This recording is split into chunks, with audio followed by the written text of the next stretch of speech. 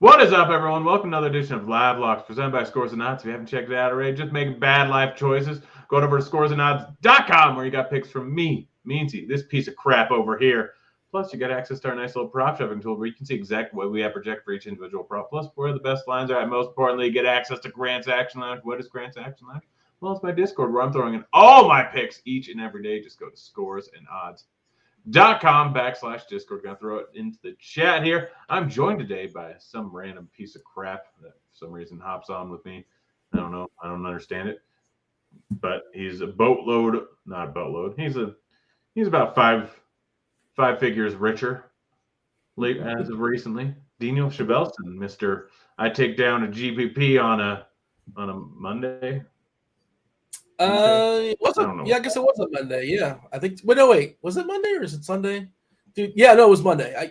You lose track of days, but yeah, it was a nice day in the DFS streets. This show obviously not DFS centric, but there's a Venn diagram. There's a clear crossover as far as knowledge and applying that in certain ways. And I'm also I'm hot 2-0. I wrote up 2 plays yesterday, and there are some winners on Scores and Odds as well. But hopefully we can keep that momentum going. Does that qualify as hot 2-0? Because that means like I almost definitely missed. I'm 2-1 if you stretch that out, because otherwise I mean, you can say hot. Like, think about it. You start up a lighter and it's immediately hot. Doesn't matter how long it's been lit. But, I mean, if it's lit for longer, then it'll be blazing hot because all the metal around it will become hotter. Look at you. Bill Nye the Science Guy all of a sudden is under the chat. Yeah, well, I know my science. Yeah, it's a weird day. There's so much news that's come out, and so much news that we're waiting on. There's not a ton of bets out there, and starting to not like some of the bets I already have because of the news that has come out. But I still think they're solid. But yeah, it's a weird day. I mean, Trae Young was supposed to play and then questionable and then out within like 20 minutes. Yeah, that was a weird one. Marcus Smart currently questionable. Detroit ruled out their bigs again, which just makes me think that this is going to be a blowout. And I don't know. Did you watch any of that game yesterday, by the way, with Embiid in Detroit by chance? Did you catch any of that? I didn't, but I saw what was happening, and I saw Embiid was just destroying, as Embiid does. He had like at least 3 or 4 dunks where like nobody even like tried to touch him. It was amazing. Like they're only big on the roster where they dusted off Nerlens Noel, who's played no more than 18 minutes the entire season. He didn't play in the blowout. They saved him, I guess, for tonight. You mentioned they're without Beef Stew once again. They're also without Jalen Duran, their 19-year-old rookie. So they did get Bojan Bogdanovic. He's back. So I'm just thinking like Rudy Gobert. Like, no, who's going to stop Rudy Gobert? I know he has no offensive game really, right? Whatever the length is. But like theoretically, Rudy Gobert should have a monster night tonight against this Detroit front there's just no bigs there. There's also a chance that I don't like this because I have multiple unders in this game. There's always a chance that they just end up going small and then Gobert kind of gets phased out. But that happens sometimes. It doesn't always, and like sometimes Nas will outplay him. Like we've seen that before, but they're also really heavily invested in Rudy Gobert, and they're also heavily invested in like making him look good. And this is a spot where theoretically he should look good. I don't know. And the only thing with that game, obviously, is that Edwards. Yeah. So that kind of changes things too. Yeah, it's kind of all over the place. I almost hit a couple of D'Angelo Russell overs. I still might end up hitting him, but yeah, it's a weird day where like. Is that out there? Like, can you bet the over because of the line is fine as is, and then all of a sudden you get the added value of Edwards getting rolled out. That I would consider pouncing if the numbers. Yeah, the line sitting at 19.5 is kind of the thing. Like, I guess more I was thinking about betting his over on assists at 6.5. You know what? Should we bet that? What do you think about D'Angelo Russell over 6.5 assists and over 13 or 19.5 points? I like the points for sure because I think you can get there either way. But if Russell sits, like that line is really, really good. I just want to check and see. I want to run a quick Court IQ as far as his assist rate. How much does he spike as far as assists when we kick? Yeah, let's show off Court IQ here. I'm going to pull it up. Court IQ over at RotoGrinders. Yeah, I would get to my bets right away, but there's really not a ton out there. I have 10 maybe. Yeah. And most of them are from like 2 games and specifically 2 teams. But yeah, let's go ahead and pull up that. But See don't what. forget to take off Cat as well, because I forgot to do that for a second. Both Oh, Edwards and look at you, smarty pants. Cat off. Where are you at? Edwards off. So run query, because I mean, yeah, who's gonna score? Russell gets a bump of 4.3% as far as usage, and he's got a little bit of an assist bump as well. A little more ball handling duties. Yeah, 8 assists. I'm definitely on board for the assist numbers, because what's his numbers without Edwards with Edwards on there? 8 assists per 36 without Edwards and without Cat, and then his assist number without taking Edwards off is still at 7. So I definitely like his assists, and his points numbers really don't change without Edwards on the floor, which is kind of strange. But I think that's because decent amount of minutes, there's been guys putting up massive totals just off the bench. You know what? I'm hitting both of them. I was going to guess that maybe like his efficiency goes down. Maybe he's probably shooting a little bit more, but his efficiency is lower. Just my guess. I mean, that could be it. It could also just be matchups. We don't have a huge sample size of Edwards off the floor, but I mean, maybe less than 200 minutes. Yeah, so I'm gonna hit this. I assume FanDuel is the best line. Let me get 224 down on FanDuel. On his assists, let's check out his points. 280. Boom. Thank you, FanDuel. FanDuel like limited me, and then they stopped limiting me for some reason, and I don't really understand why. Yeah, I'm not going to argue it. I mean, yeah, it was just weird. I think it's because I did some non-prop bets and lost. I think it's because I lost some arbs, which is nice, always nice. Yeah. Yeah, so that could be it. But yeah, we just bet D'Angelo Russell over assists over. By the way, not to cut you off, but yeah. So defense, we have the 3 worst defenses playing basketball today: the Rockets, the Spurs, Detroit, second worst defensive efficiency. Macro versus micro. You dig in, you look at the old another RotoRunners product, the defense versus archetype matchup tool. If you're going to call D'Angelo Russell a combo guard, you want to call him that? Sure, why not? Let's call him a combo guard. Amongst all combo guards in the league, the absolute best matchup in basketball for combo guards. Well, why would I get into this whole spiel if it wasn't?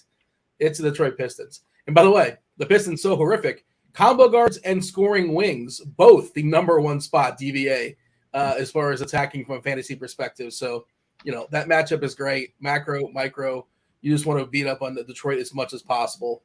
Your boy Desmond Bane, I don't know if we'll talk about him at some point, but of course he's got a spectacular matchup against the Spurs as well.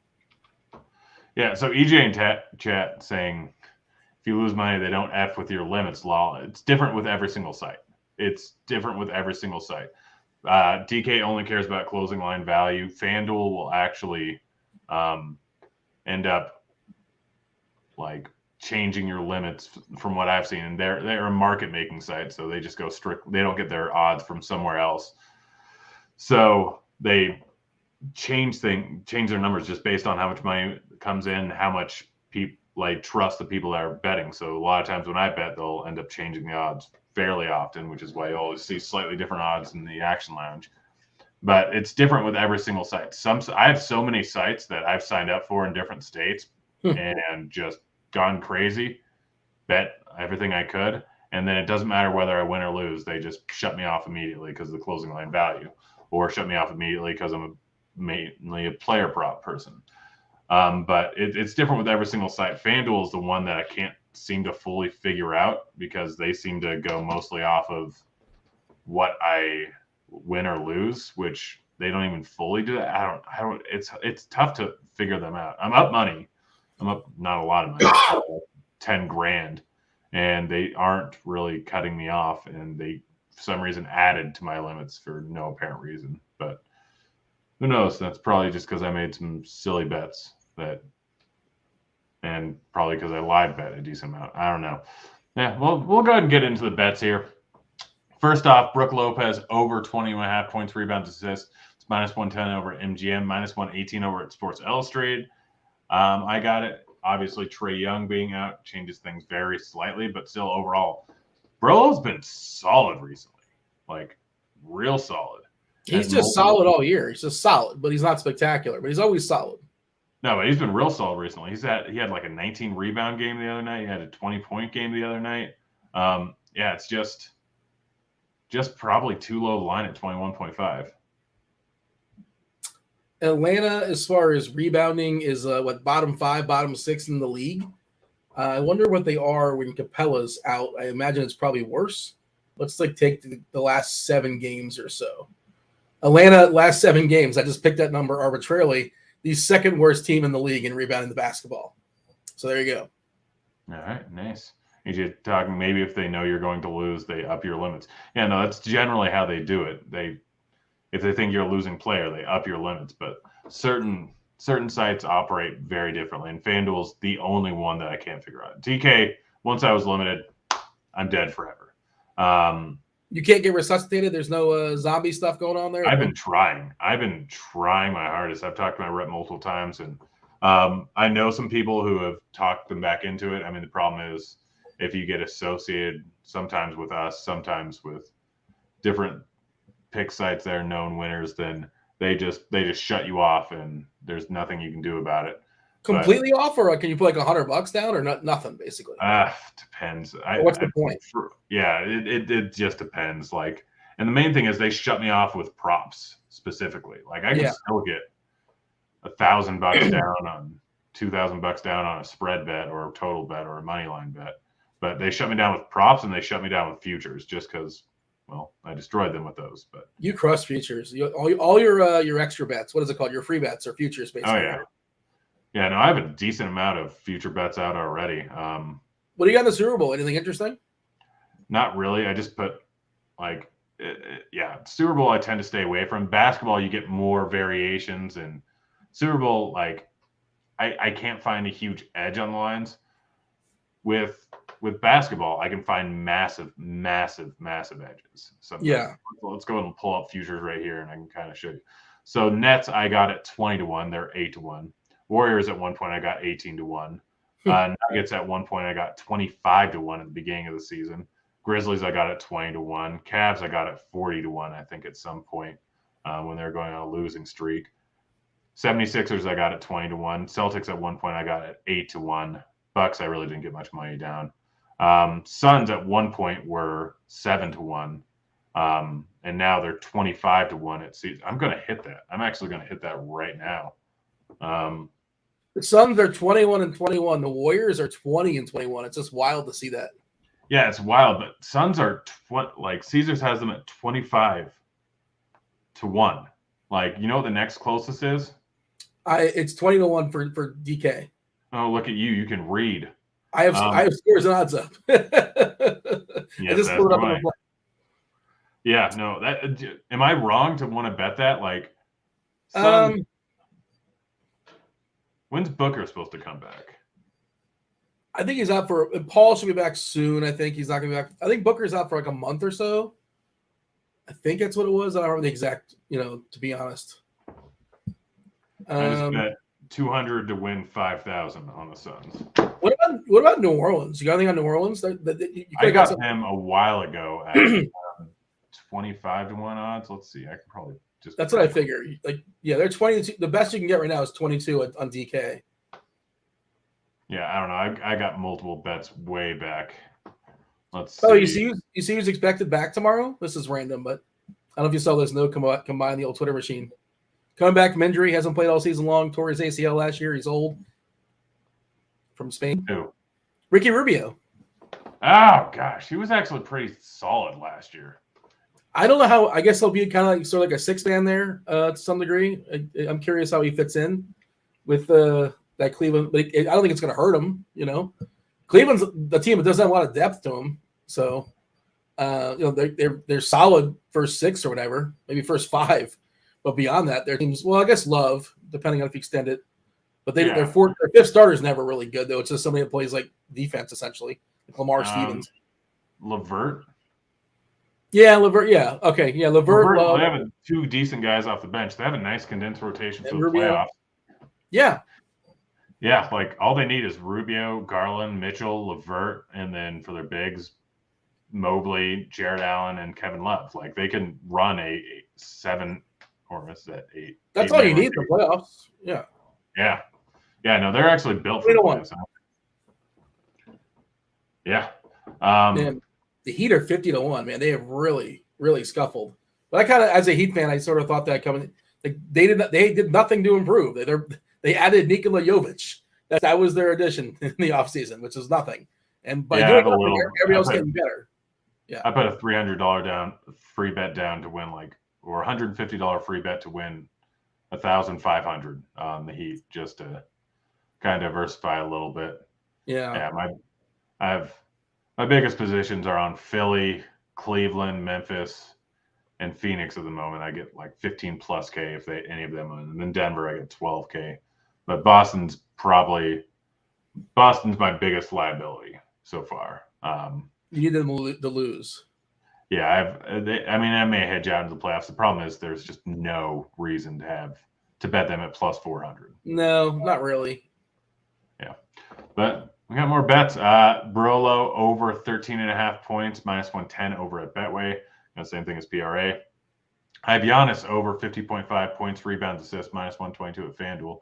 The one that Parlay IQ really likes, I have the under of 13.5 rebounds, minus 135 at Betway over at DK. Giannis has just been solid. I know he's been in rough shape like the last 1-2 games, but Middleton's still out. Giannis should be fine in this spot, like 50.5 when he was at 55, 56, 57.5 for a while. They're going up against Atlanta. Shouldn't be able to stop them there, especially without Capella in there, kind of have less size. So I like those. Halliburton over 33.5 points. This is a weird one. So it's just, let's see if DK is finally moved. No, DK still has him at minus 110 at 33.5. A lot of other places are moving to 34.5. 33.5 is too low for Halliburton. He's been getting 12 plus dimes a game in the last 3 games. He's averaging 20 points per game on the season. He just hasn't been shooting well over the last 4 games. That should come together eventually. I mean, he's always going to get 4, 5, 6 boards. Nash versus the Knicks isn't anything spectacular, but 33.5, I end up hitting this most days, and it's been pretty solid. Yeah, I don't hate it. I've not put much thought into it, but that sounds well thought out. I'm good with it. No issues. Yep. Buddy Hyde, under 12 or 17.5 points. This one, Parlay IQ really liked. We had him, or they didn't really like it. They liked it. They have Buddy Hyde projected for 16.21. So pretty solid. Harrison Barnes, Parlay IQ really like this. Over 15.5 points. He's been crushing recently. He put up a 30 burger last game. Yeah, he's on like 9 of or 10 of 12 shooting, something like that. I was fading Harry Barnes because I had a Harry Barnes team coming down trying to track me down in DFS. Thankfully, that game fully blew out against Orlando, and they finally got him out of the game. But he put up like 30 plus in the first 3 quarters, I think, or close to it. Whatever. Maybe it was the last 5 minutes. They just kind of both teams just said, "All right, let's enough of this nonsense." By the way, I learned his nickname. I had no idea he even had a nickname, Black Falcon, which apparently he gave himself as a joke, and it's just sort of stuck. So there you go. Then if you ever hear that nickname, there you go. It's Harrison Barnes. I was not aware of this, but Houston, horrific defensively. They give up the most threes in the league. No team gives up more 3-pointers than the Houston Rockets. And I don't know if you're betting the steals and stocks and blocks and all that kind of stuff. They're vulnerable from that perspective as well. By the way, did you know? This is kind of surprising. I was digging this the other day. You know who the best rebounding team is in basketball? At least they were a day ago. They still are. It's the Houston Rockets. Is that surprising? I mean, what do you mean by best? Rebound percentage. They have the best rebound percentage. Okay, that's surprising. I thought you were just saying rebounds per game, but that is surprising. But maybe I'm trying to think. Maybe all the steals they give up, they're giving up more they're yielding more shots than they're taking. Less offensive possessions or less shots on offense. And you're more likely to grab a defensive rebound than your opponent. I'm not really sure. Maybe I'm overthinking that, but just the thought that Şengün's good. No, obviously. Yeah, Sengun, Jabari Smith's not a bad rebounder. Yeah. Just thought it Do you was know who has the interesting. most rebounds per game on the season? As a player, you mean? No, team. Oh, overall team, I would say New Orleans, Milwaukee, No, the team that I was going to guess for Memphis. rebounding percentage. I have rebounding rate. Memphis is number one. Okay, well, when you say rebounding rate, though, that's the thing. Is a percentage or what are you looking at? Yeah, rebounding percentage. I'm on NBA.com. What are you looking at?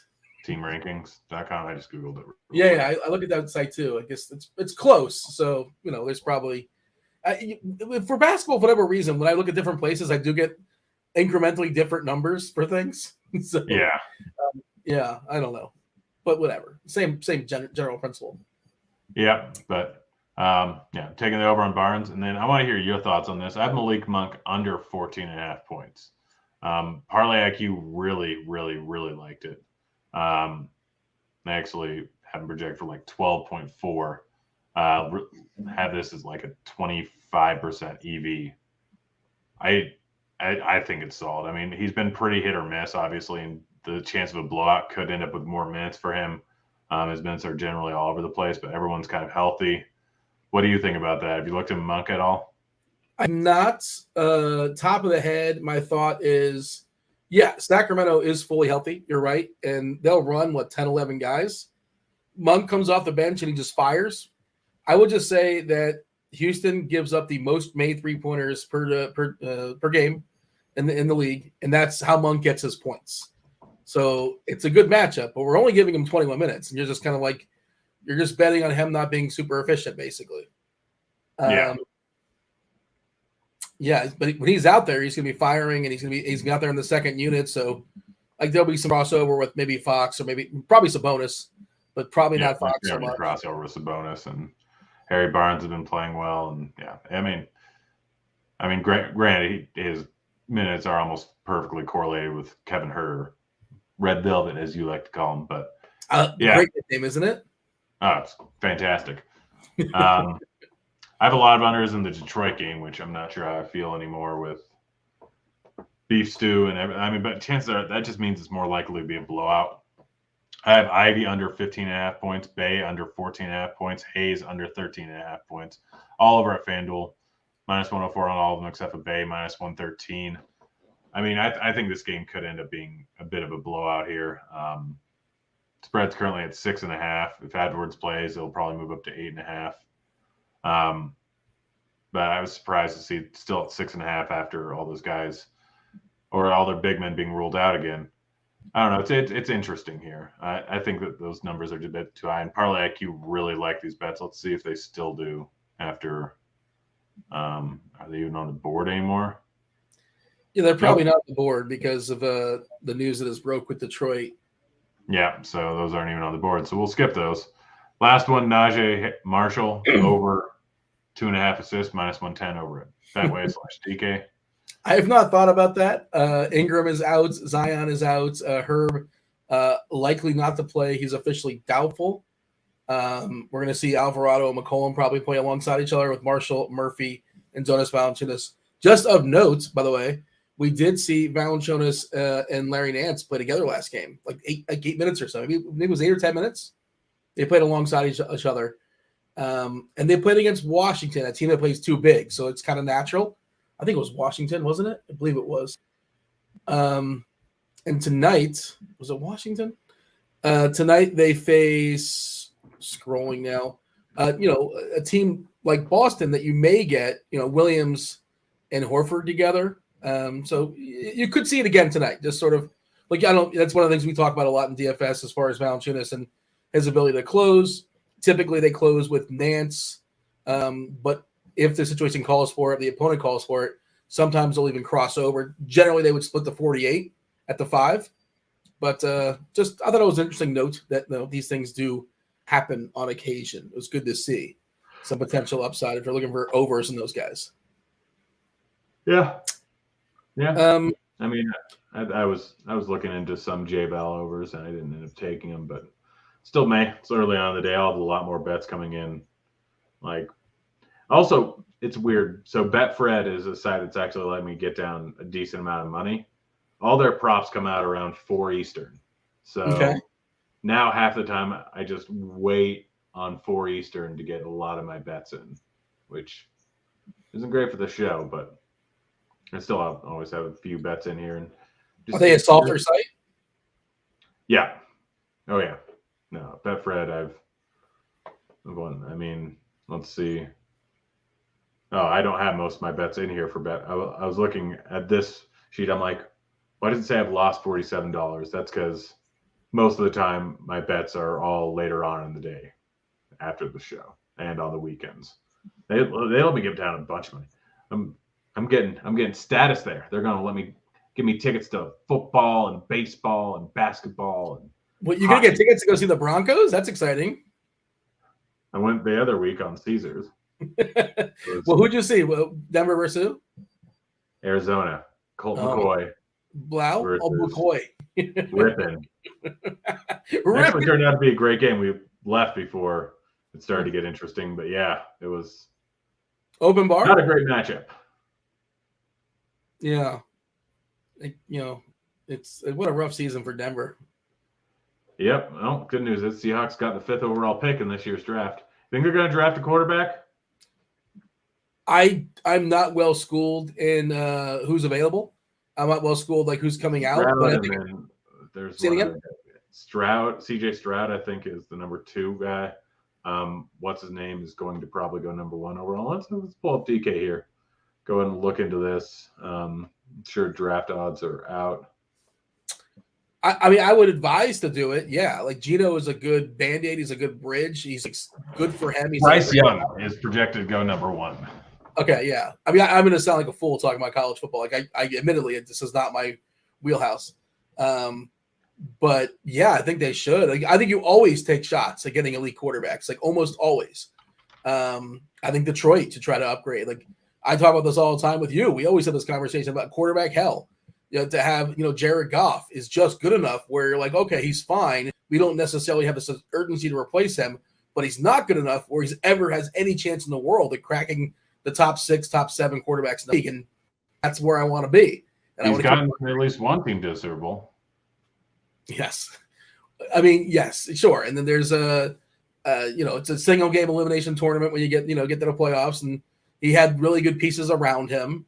Right, he had a good McVay, one of the better offensive minds theoretically, but yeah, ideally that's what you want. You just really need a top 5, top 6, top 7 quarterback. I don't want to say always. I don't want to speak in definitives. There are always going to be exceptions to the rule. Like Brock Purdy is winning right now in spite of the fact he is still Brock Purdy. I know it's a fun story and it's cute. He's 6-0 and good for him, but and system quarterback's kind of a lazy thing to say, but do we really think Brock Purdy is spectacular? I'm not here to call out Brock Purdy. Again, congratulations. There's one guy, I won't even mention his name, but he's not really a fancy analyst, but he gives out fantasy advice. Okay. And he's like, Brock Purdy has secured himself as he should be the QB of the 49ers future. I'm like, that is one of the dumbest takes. Like, there's no upside there, and it's not like he's been great. He's just in a system. Yeah, he's fine. Like he's doing spectacular for the 3rd string quarterback. Like, good for him. It's not knocking the guy, but to say I love Purdy, but saying that, oh yeah, you should get signed to. He's the quarterback of the future. You automatically go with him for the next 4 years. I'm like, outrageous. No, if you can get Rodgers, yeah, I mean, I don't know how much juice is left in the tank, but I think he can, he's not. He still has some stuff left. I think, right? He's not at the like Peyton Manning stage of his career. I would take Derek Carr over Purdy right now. Yeah, and I'm not a Carr guy, and I will say yeah. Yes, I would agree with you. Just in the old vacuum and the Hoover, yeah, sure. I think Geno Smith over Purdy. Maybe. I mean, Geno would have really, really benefited if the season was 10 games long. His pocket, his wallet would do a lot better if the season was 10 games shorter. Because he's kind of been exposed, been exposed. He's still putting up decent numbers. He's fallen off. Like he started the year as like the best quarterback in the league, and he's still been good over the last 6-7 games. Okay, do you want Geno as your quarterback for the next? You just asked the question. You obviously don't want. You don't want to be married to Geno for the next 4 years. I want Geno for the next 4 years. You do? Yes. You think he's a top 8 quarterback? I think he's probably at this point definitely top 10 quarterback. Oh, that's definitely top 10. That's outrageous. And we've had this conversation before. Like name after 10 more. Name 10 after better. 8 or 9, 10 through 15, 10 through 20 are all kind of the same. So let's see. Let's look at. Oh no, what are we doing? Total QBR. Well, not. I mean, I guess you can if you want to look at that. That's a catch me all stat, I suppose. Geno Smith is number 6. Okay. He might be better. So Mahomes, Allen, I will say, are better than him. Lamar is better. Burrow, Herbert. Dak, honestly, I'm not sure. Carr, I'm not sure. Lawrence, I'm not sure. Garoppolo, I'm not sure. Fields, I'm not sure. Brady, probably not, but maybe. Murray, not sure. Dalton, Pickett, Stafford, Cousins. Tell me when. But all I'm not sure about, those aren't guys you necessarily want to be attached to the next 5 years either. Like, do you want Ryan Tannehill the next 4 years? He's old. He's also not great. Yeah, it just I want to take shots in the draft on especially if you can get a rookie contract. Getting Herbert is just spectacular. Trevor Lawrence, he's got a chance to advance, and I think he's still pretty cheap, right? Yes, that's what you want. But honestly, I'm not Seahawks. They have good draft capital. They have a decent amount of dead cap. Seahawks. But isn't Geno 30 already? You want 4 more years of Geno? You've seen enough? Yep. I mean, I'm not here to knock the guy. He's 32. You not want 4 more years of Geno? No, you don't want that. Yeah, spectacular career year this year. Great bounce back. I took the L on it. The next 2 years, you want Geno or you want Rodgers?